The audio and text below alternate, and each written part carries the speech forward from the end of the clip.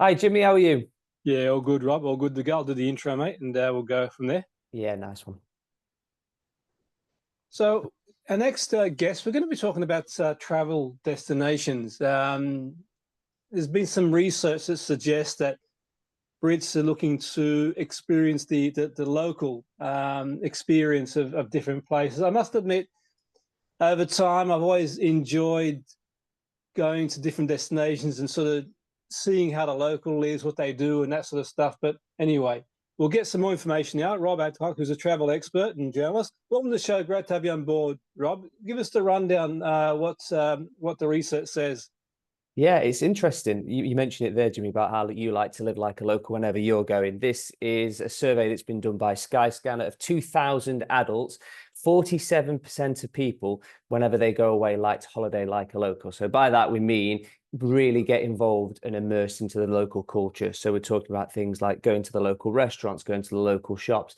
One of the great pleasures in my life, in my opinion, Jimmy, is trying to go to a local supermarket when you're in Spain or something like that, just seeing the different variations that they've got of different products. Now, you look at some of the numbers that have been put around of those 2,000 adults, 50% of them, just under 50%, say that they want to get a kind of an authentic experience. If you know what it's like, if you go away and you go to a big resort somewhere, they are fantastic. They've got all the benefits that you would expect. But some people feel that when they're there, they are not really getting involved in the local community and seeing what it's all like. And the people that we spoke to with Skyscanner, they say that they really want to try and find those better experiences. That's what it's all about. Absolutely, I completely agree. I think getting a balance, I suppose, it's okay if you kind of you spend some time with obviously you know the locals, and maybe in the hotel you might talk to some people who come from maybe 10 miles away from where you live here and there. But it kind of, for me, probably defies the purpose of going somewhere if you're going to sort of hang around with people who live if you look for people who live like 30 miles away from where you've flown in from. What I mean, in terms of the research, I mean, what does it suggest in terms of what are some of the local, you mentioned they're sort of going shopping, and that for me, it's also been like, if I've gone to sort of Thailand, for example, or Singapore or wherever in the world, the States, it's about sort of going to experience the way they would live their life type thing. What are some things that they do type thing. So they're getting a real feel for life for them. What do you think are the key things for most people? Yeah, it's interesting you say that, because the thing out of all this research that's been done that I find the most interesting, 43% say they're more likely to want to live like a local now than they were 5 years ago. So that just shows you that people aren't exactly like you just said there, to your point, Jimmy, that people aren't just turning up and hoping that they're just going to get what they get at home and bump into people just down the road. They want to meet local people. They want to see and experience what other people are experiencing. And I find that really interesting, that change over a period of 5 years. I don't know what that's down to. It could be a whole number of different reasons. But the idea that people want to be involved and get really right amongst it.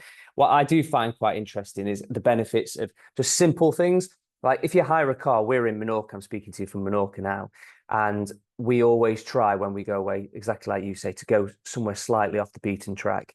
And we were in a little town in Menorca the other night, and it was Saturday night, and we we're sitting in this restaurant. And again, whenever you go abroad, it completely wildly changes. Like, you know what it's like. If you come to Spain, the trains and the buses might be quite straightforward, but if you go to Thailand, for example, it might be more difficult to try and get to where you're going. So we sat in this restaurant. It's Saturday night, and there's a bus stop right next to the restaurant. And you're sitting there eating your food, and then all these families turn up, and you can tell they spent ages working out what they're going to wear, and so they can get some nice photographs, and they're all done up. They all look amazing. And then they stood at the bus stop for about 15 minutes waiting for this bus, and it's like 32 degrees. And you just think to yourself, if you just got yourself a little hire car, they're not that expensive if you jump on Skyscanner. You could have been straight at where you're going, and you're not thinking about navigating a bus. And that can be fun. I completely agree. But certain times you just want to get straight to your destination, I'm sure. It's something you can relate to, Jimmy. Absolutely, Monoc. Yeah, I remember years ago, getting on one of them mopeds. Yeah, the Vespa, and sort of doing just traveling around Menorca, Nice. every beach, and sort of just experience every beach stop, have a coffee, have a bite to eat, whatever, and just really get an experience from it, and just trying to get away from like anyone that's that I thought might sort of come from the same place as me type thing. Just sort of really get a feel for it, and it just makes your travel adventure, Rob, so much better. You kind of get out there, you learn about their way of life and that sort of stuff. But no, I love Menorca. I think that the beaches there were beautifully fair. All the islands, really, all the Spanish islands are beautiful. Really, it's great stuff. In terms of, say, for example, I must admit, to be fair, I do use Skyscanner myself. To be honest, that's probably my go-to thing, Rob. If I'm looking for a flight somewhere, I'll go on there. One thing I sort of mean to ask you, with Skyscanner, and it's probably gone off piece a little bit, to be fair, but when's the best time to sort of, what concerns me sometimes, if you leave it too late, then the prices start to go up, if that makes any sense. Like, for example, say, if I'm traveling to Australia end of the year type thing around Christmas time, I'm always thinking, do I leave it late, or do I get in early, or do I get a good deal? I'll check, for example. If I leave it too late, the issue is sometimes the flight starts getting bumped up, but sometimes you also get a good bargain too. When would be the best time, do you think, on Skyscanner? What sort of time and distance away from going away is sort of the best time to have a look and book? Yeah, I think that's a really interesting point. And again, I know exactly what you're talking about. And exactly to your point there, if you leave it late, you can get some quite good bargains. Now, again, I was just mentioning we were in Menorca. We were meant to be coming back on Wednesday, and we had a little play around, and we said, I really don't want to go home. I wonder if we can get some later flights, how much they'd be. And we jumped on Skyscanner, and we got some flights to come back from Menorca on Saturday, so rather than the Wednesday, and they were 22 quid each. Now, we've been lucky enough, we've been coming to Menorca for 20 years, a couple of times a year, and I love it here. If I could live out here, I'd make it happen. And in all the time I've been coming, I've never seen prices that cheap. We're talking in the school holidays. You know what it's like. If you've flown anywhere, school holidays time, you can see a jump up. It's always going to happen. But for 22 quid to come back in the middle of, the start of August, it's just, I've never seen anything like it. And you look at there's all kinds of different research, and I wouldn't be able to sit here and give you a perfect answer, because whatever I tell you now, if something gets announced that's happening in the place that you're going to in the next 10 minutes, the price is going to go up, etc., etc. It's all down to algorithms and things like that. So I always think to myself, whenever I'm booking anything, usually, and again, this is not a real definitive answer, this is just my experience as an independent travel journalist. I always think, if I want to make sure that I get them at the time that they are announced as promos, all the different airlines announce promotions at certain times. You know what it's like. You get a million and one emails saying, oh, we've just launched this new route or whatever. Get in early while the promotion prices are there. Or what I tend to do is I try and book something about 6 to 8 weeks out. Now, again, that is just my own experience and my own lived experience of doing this for the last, 20 years or so. Yeah. But yeah, it completely depends. I don't think there's anyone who sits here and says to you, there's a hard and fast answer, I think, is a brave person. No, absolutely. I have to admit, like waiting and leaving it has backfired on me once or twice. I can imagine.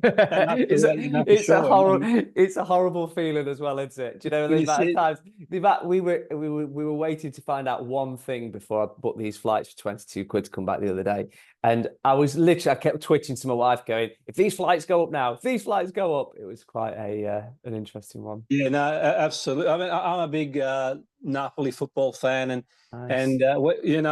when it looked like they might win the league, I thought, well, I'm going to sort of jump on Skyscanner and see if I can book some flights. If they don't win, then I'll have a good weekend away type thing. But I kept leaving it to wait and see if they would win the league. No. But what I could have got the flights for, and to what I had to pay for them in the end, and don't get me wrong, it's once a lifetime experience possibly, and I ended up going there, but I ended up paying so much more, because once it was sort of confirmed they were going to win the league, and everybody else was sort of booking too that was a fan and flying in. And so the moral of the story is, sometimes if you see a bargain on there, just go for it. And I look back on it now, I think I could have got the flights originally about, say, 40 something pound. I thought, well, looking back on it, I thought I could have saved like 4 or 5 times.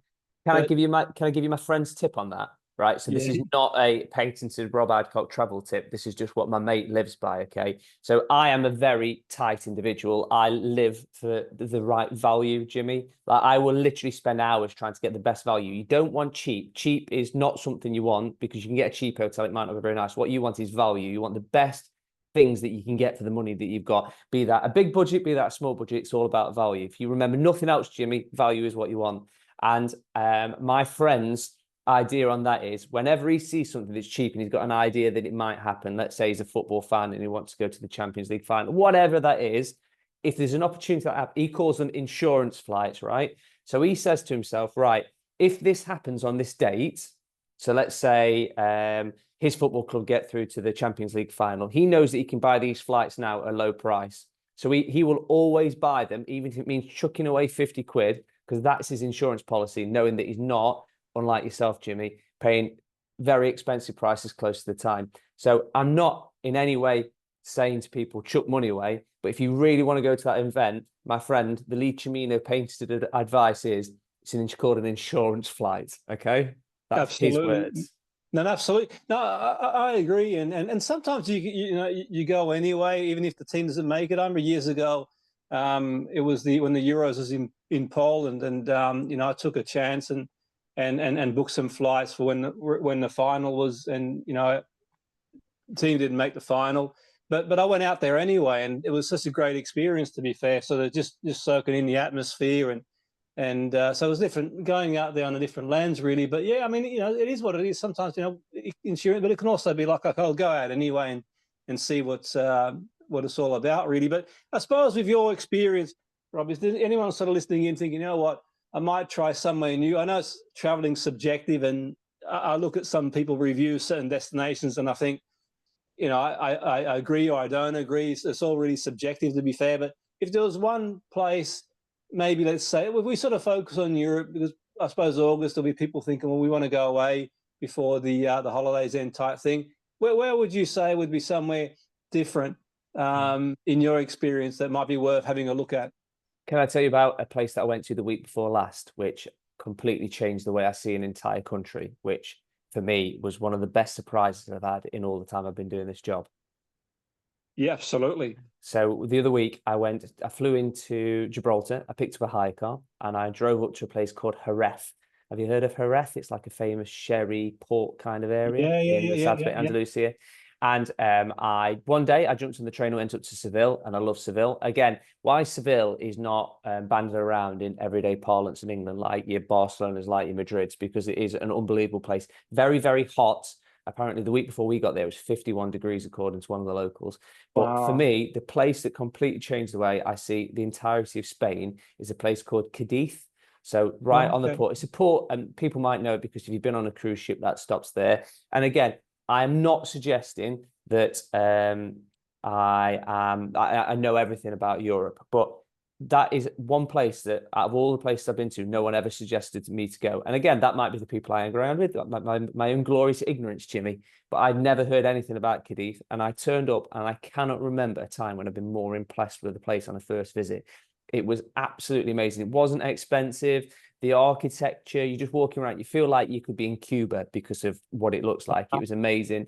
I liked Turin in the north of Italy. That was really, really nice. And Porto was another place I really enjoyed as well. If you want value, Porto I found was really good. Yeah, absolutely. When I went to the Euros, I sort of spent a bit of time in Porto when the Euros were in Portugal. It was incredible place, really, really nice place, and buzzing place. But there's so many places, to be fair.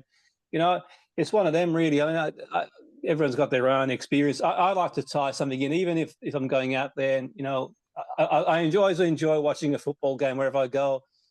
Even obviously, I don't support the team, or as a team I don't know, because that really gives you a feel for the city you're in type thing. You really get the vibe and that. But each to their own. To be fair, everyone does their own thing. But it's been interesting speaking to you, Robbie. I could carry on speaking to you, mate. If there's one thing I like talking about is travel, that's for sure. But enjoy your time out in Menorca there, the beautiful island there, the beaches and all that sort of stuff. But and have a great day and weekend. Thank you.